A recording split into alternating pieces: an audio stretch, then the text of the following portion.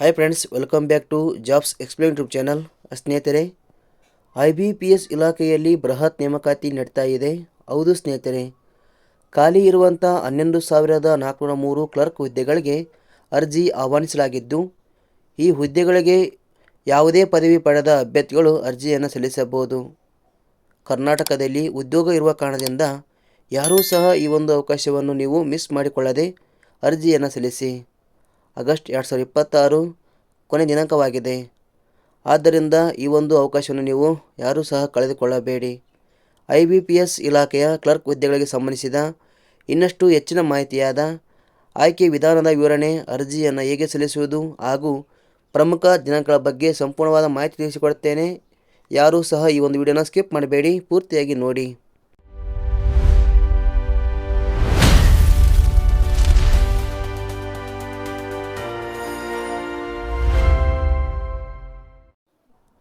Clerk ಹುದ್ದೆಗಳಿಗೆ ಆಸಕ್ತಿ ಹೊಂದಿದ ಅಭ್ಯರ್ಥಿಗಳು ಗೂಗಲಿಗೆ ಬನ್ನಿ.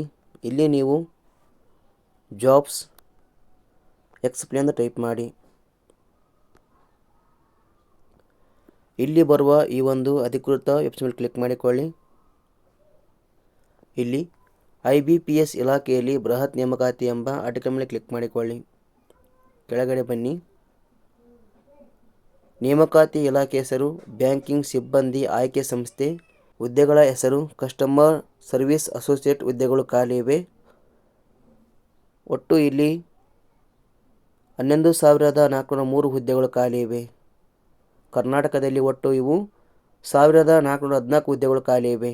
ಆದ್ದರಿಂದ ಯಾರೂ ಸಹ ಈ ಒಂದು ಅವಕಾಶವನ್ನು ನೀವು ಕಳೆದುಕೊಳ್ಳಬೇಡಿ. ವೇತನ ಶ್ರೇಣಿ 24,050 ರೂಪಾಯಿಯಿಂದ 64,480 ರೂಪಾಯಿ ವೇತನ ಇರುತ್ತದೆ. ಶೈಕ್ಷಣಿಕ ವಿದ್ಯಾರ್ಹತೆ ಯಾವುದೇ ಪದವಿ ಪಡೆದ ಅಭ್ಯರ್ಥಿಗಳು ಅರ್ಜಿಯನ್ನು ಸಲ್ಲಿಸಬಹುದು. ವಯೋಮಿತಿ ಕನಿಷ್ಠ 18 ವರ್ಷ, ಗರಿಷ್ಠ 55 ವರ್ಷ ನಿಗದಿಪಡಿಸಲಾಗಿದೆ.